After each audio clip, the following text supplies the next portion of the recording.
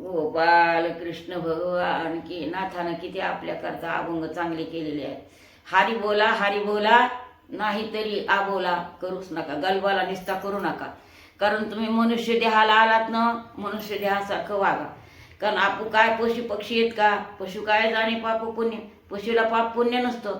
माणसाला मनुष्य जन्माला आल्यावर पाप पुण्य सगळं जाणावं लागतं माणसाने। पण आजकाल हल्ली असं झालंय की काही बोलायचंच काम नाही, बोलू नये आपण, आपल्याला काय अधिकार आहे कळतच नाही तर बोलायचं कशाला, असे असणारे। हरी बोला नाहीतरी आबोला धरू नका। कारण काय होतं याच्यामध्ये की परमात्माचं चिंतन करण्यामध्ये आपला देह आपला कारणी लागतो। कारण आपण आलोत कशा करता, आपल्याला करायचंय काय आणि जाणार आहेत आम्ही वैकुंठवासीन आलो, याचं कारण असे आम्ही आलो ते वैकुंठाहून आलो। कुठून आलो ते काय माहीत नाही, वैकुंठाहून आलो का कुठून आलो, कशातून आलो कोणाला ठाऊक हे कळत नाही।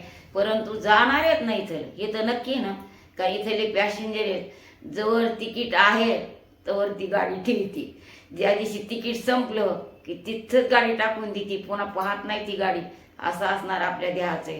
कारण देहाचे साधने सच्चिदानंद पदवी घेणे।